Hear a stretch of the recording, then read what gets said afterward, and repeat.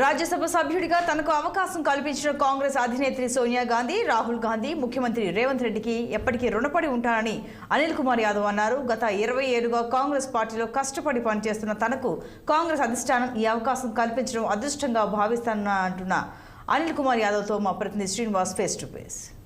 విడిగా యువకుడు అనిల్ కుమార్ యాదవ్ అని కాంగ్రెస్ పార్టీ ఇప్పటికే అవకాశం కల్పించింది. ఈరోజు నియామక పత్రాన్ని కూడా అనిల్ కుమార్ యాదవ్ తీసుకున్నారు. ప్రస్తుతం మనతో పాటు అనిల్ కుమార్ యాదవ్ ఉన్నారు.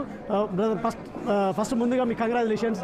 అంటే కాంగ్రెస్ పార్టీలో హెమాహైమేలు ఉన్నారు, కానీ యువకుడిగా రాజ్యసభ సభ్యుడిగా పెద్దల సభకు మేము పంపించారు. ఎలా చూడవచ్చు?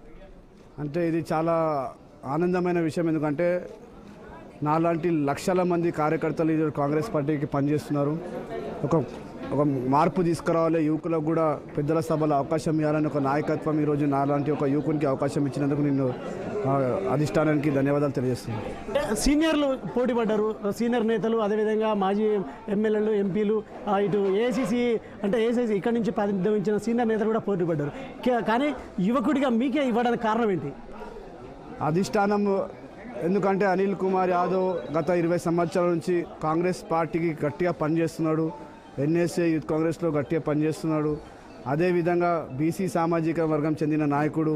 ఇలాంటి నాయకుడికి అవకాశం ఇస్తే బీసీలకు కూడా న్యాయం జరుగుతుందనే ఒక ఉద్దేశంతో మా నాయకులు, పెద్దలు అందరూ కూడా కలిసి ఒక ఆలోచనతో నాలాంటి ఒక యువకుడికి అవకాశం ఇవ్వడం జరిగింది.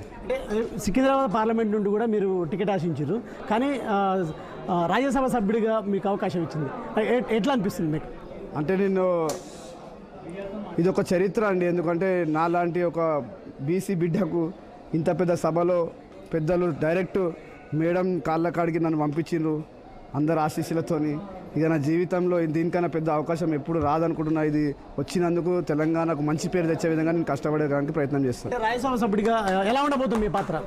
అదే నాకు తెలంగాణ సమస్యలు కావచ్చు, దేశ సమస్యలలో ఏ సమస్యలున్నా కూడా నా వంతు కృషి మన రాష్ట్రానికి, తెలుగు రాష్ట్రాలకు మంచి పేరు వచ్చే విధంగా నేను కష్టపడతాను. Thank you. మొత్తంగా ఏదైతే రాజ్యసభ సభ్యుడిగా ఎన్నికైన అనిల్ కుమార్ యాదవ్ సంతోషం వ్యక్తం చేశాడు. ఈ సందర్భంగా సోనియా గాంధీకి, అదేవిధంగా రాహుల్ గాంధీకి, ముఖ్యమంత్రి రేవంత్ రెడ్డికి ధన్యవాదాలు చెప్పారు. కెమెరామ్యాన్ భానుతో శ్రీనివాస్, 6 టీవీ, హైదరాబాద్.